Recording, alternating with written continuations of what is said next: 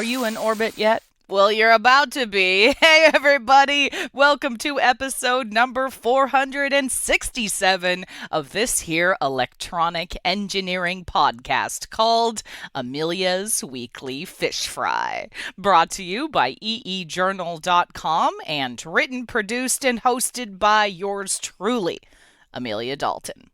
Yes, my friends, that wasn't just a clever intro. My guest today is CEO of InOrbit, Florian Pestoni.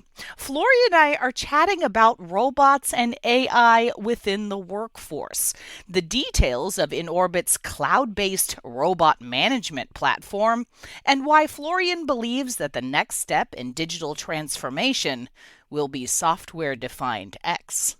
But before we bring in Florian, let's talk about a different kind of robot. A microbot that can help heal your broken bones. Have you ever broken a bone? I'm sure most of us have broken a bone or two in our lives, right? I even broke a bone in my foot playing miniature golf. Yes, I did. I was even in a cast for the first 2 weeks of high school.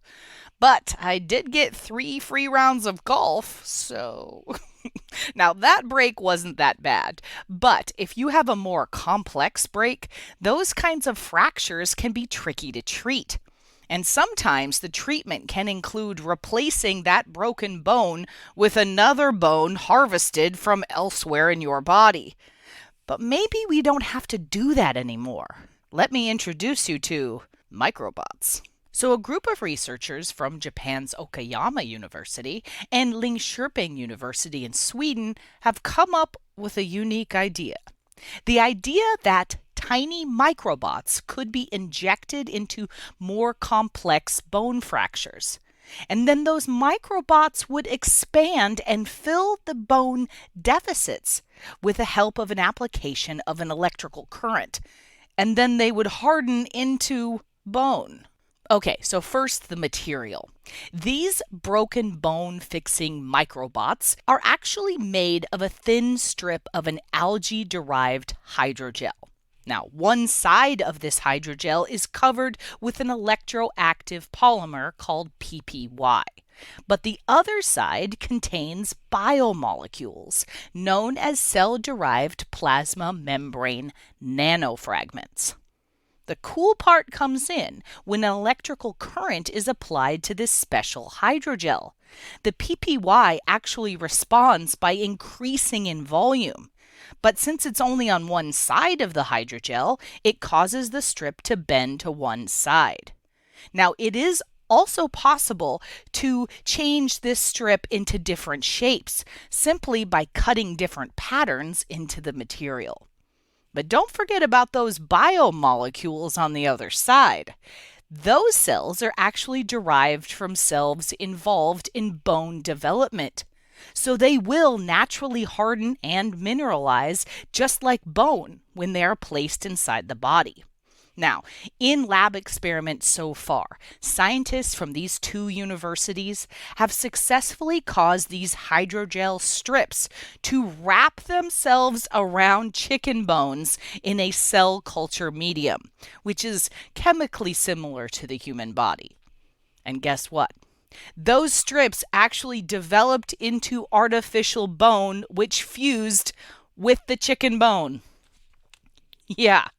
So maybe we're a ways off from microbots fixing your broken bones that you may or may not have gotten on, I don't know, hole number 5. But we're not too far off. So if you want to check out even more information about this study, I've included a couple links below the player on this week's Fish Frying page on eejournal.com, including a link to the associated research paper called Biohybrid Variable Stiffness Soft Actuators That Self-Create Bone. Super cool. All right, it's time to bring in Florian from InOrbit and talk all about the future of robotics and AI and the rise of software-defined X. Hi, Florian. Thank you so much for joining me. Hi, Amelia. It's great to be here. Okay, so we're talking about the future workforce and the role robots and AI will play in this workforce. But Florian, before we get started, talk to me a little bit about your vision that humans, robots, and AI can work together to overcome our global challenges. Yeah, absolutely. I think we've been hearing about robots for over 100 years, and sometimes they're friends, sometimes they're foes in our imagination. I think what we're seeing is that the real robots are actually a lot more like tools. They're just like really, really smart tools. So what we see is we've gone from, digging with our hands to digging with shovels to having power tools. This is just the next evolution. So we still very much see a role for humans directing the work of robots. We see AI for ordering items via voice with construction, building houses for all of us, or whether it's with food, or even like getting our end of year gifts delivered to all of us. All three, robots, humans, and AI working together, that will really deliver the next level of productivity and sustainability. That makes sense. Now, Florian, you're the CEO of InOrbit. So, for my audience who may not know, what is InOrbit all about? Yeah, InOrbit is a data platform for robot operations. Let me just break that down a little bit. So, robot operations, or RobOps as we call it, is an area that we've been pioneering. That is really, how do you get the most out of every robot that's out there? And what we're finding is, just like your car may need maintenance over time and needs a driver, I think in the case of robots, they still need that ongoing supervision, if you will. So we provide that overlay of how to manage a robot fleet and how to solve problems when there's an issue, how to get data to make our robots more efficient over time. And it's all done through data. And so InOrbit, just to be clear, we don't make the robots, we make the robots better. Excellent. Now, can you tell me a bit about your InOrbit platform? This type of platform works across operations, engineering, and more, right? Yeah, absolutely. So it takes a village to operate a very large fleet of robots. And I use the term fleet, that's the industry term for a bunch of robots. And these could be, if you can picture, let's say, a busy warehouse. And in a warehouse, you may have pallets really that are being offloaded from trucks. They need to be broken down into the individual boxes. They need to be taken to storage. And then when orders come in, you need to assemble the order from all of these products and then have it packed, right? So there are robots that get involved in various aspects of those operations. And I would say historically, a lot of that was manual, but also the volume was not what we're used to right now. So now we all expect next day delivery or maybe same day delivery. We expect all items to be in stock all the time. So all of that is made possible by the use of these smart robots. These robots may look like a forklift, but without a driver. Or it may look like a cart that you would use to push around to carry some boxes, except it can push itself. Now, with this, how do you make a busy warehouse? Maybe, there's some warehouses that really have 1 million square feet. So you're going to have sometimes dozens, sometimes hundreds of robots operating. And to keep that humming requires a team effort. So you may have the floor operators, people that are right there next to the robots doing their job and may need to, pretty much nudge the robot in the right direction. You need the team of engineers who develop the robots, who may work at a robotic startup or at an established company. You need the operations team that's ultimately responsible for maintaining all of this as an ongoing operation. So really what InOrbit can do is serve those very different needs. That makes sense. Now, Florian, if my audience is interested in a cloud-based robotic management platform, how would they get started? Well, I think step number one is go to inorbit.ai. And I think there you will find a number of things. The first thing I'll mention is we offer a free edition of our robot operations platform to enable companies that maybe are just getting started. They're trying to figure out what it will take to go from, let's say, 5 to 50 robots. We really want to enable those companies to get started and not have a lot of friction. Then we also have what we call the developer portal. So if you're an engineer and you're building robots or you're trying to integrate robots into your existing operations, this allows you access to code, to documentation. There's a console. There's really a lot of, what I call engineering goodies that allow you to really make this your own.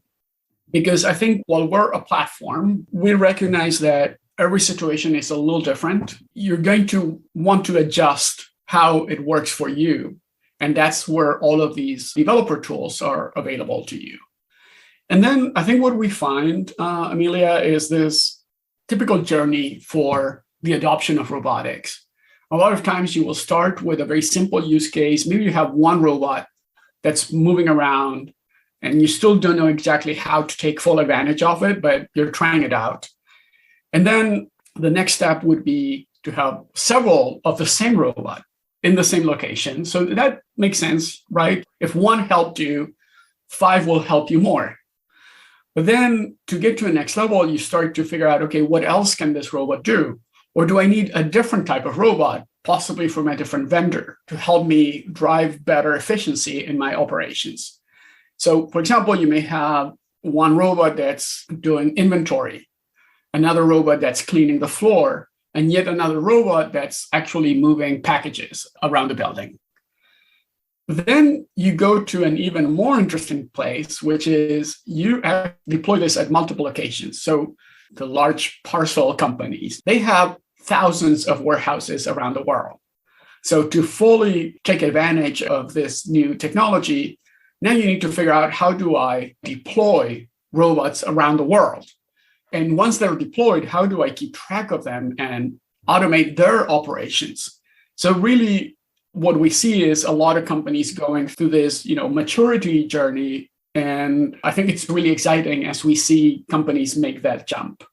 Interesting. Okay, so Florian, let's talk about the future a bit. You wrote a piece for Forbes where you said that the next step in digital transformation is software-defined X. So can you talk about this a bit more? Yeah, this is a little bit more geeky. So this is really what our vision of the future is. And I'll start by saying it's attributed to William Gibson. It's not clear if he ever actually said this, but the quote is, "The future is already here, it's just unevenly distributed." And I love it because I think I've seen that happen many, many times. So this idea of digital transformation is something that we've been hearing about for about a decade. In some cases, it's real. In other cases, it's hype. But I think there's no doubt that a lot of our work is increasingly digital. Things that used to be done on paper are now done online. Menus at restaurants have QR codes, and you look at the menu on your own phone. So you're not touching a sticky menu that somebody left there. It's really great how we're seeing digital really pervade our world. The idea of digital transformation is, how do I drive more efficiency? But until now, it's been mostly limited to more information-based or knowledge-based tasks, right? So it may be, okay, before, when I might have had to fill out a form on paper, now the form is online and I don't have to do it. But I think what we're now starting to see is this idea of these smart robots that I was talking about that can be software controlled. So in this concept of software-defined X, I'm drawing this analogy with what in the cloud world is known as, you have software-defined storage, you have software-defined networking. You're basically creating an abstraction of the underlying hardware. So, for example, if you need to store a petabyte of data, it's not going to all fit in a single hard drive. So you may need 100 hard drives, let's say. But today in the cloud, you don't worry about the hard drives. You just allocate a petabyte of storage, and presto, it's happening. And there's software under the covers that's really, at the end of the day, storing data in hard drives. We get this abstraction into that. So really, I think what we're saying is now imagine that instead of storage or networking, anything could be software defined. Let's say, you have software defined farming, right? And now what that means is you have robots moving around, collecting data, planting, harvesting, weeding, everything in between. And it's all done through software. And now you have this very granular data feed about the world, right? You may know where each individual plant has been planted, and you may be able to track it throughout its life. And you may be able to figure out what kind of nutrients are most conducive to healthier plants. So that's, again, the power of software-defined X. And so X stands for whatever you want. You may have software-defined construction. So today, for example, in larger construction projects, there's building management software. The old blueprint is now digital. But now imagine if you could have robots taking on some of those tasks, probably not all of those, but increasingly some of these tasks will be handled by robots and they're going to be driven by software. I think it's a really powerful concept. And we're just starting to see the beginnings of this. That's fantastic. I really like that trajectory. Okay, Florian, it's time for your off-the-cuff question. Now, since you haven't been on my show before, I normally ask the same question to all my speakers, and I have a feeling I know the answer, but I will throw it at you anyway. If you could have one meal right now, Florian, it doesn't matter if you need a passport to get there, it's on the other side of the world, what would you have? You know what? I really feel this is an easy one for me. I don't have to think too much. So I am this big pizza geek. I love eating it, of course, but also I like making it. And I like exploring all the variations. I think we may be familiar with, let's say, New York versus Chicago, but around the world, there are so many ideas on this concept of, flatbread with stuff on it. And I love exploring all of that. So I think without a doubt, it would be probably for me, it would be a Neapolitan pizza eaten in Naples, like a classic margarita, which is, the perfection and simplicity of pizza. I love that. That sounds absolutely delicious. Well, Florian, I think that's all I have time for today. Thank you so much for joining me. Oh, it's been a pleasure, Amelia. Thank you so much for having me. So if you want even more information about InOrbit, I would strongly recommend checking out my fellow EE Journal editor Max Maxfield's feature article entitled, "Want to Rule a Robot Empire? InOrbit Can Help."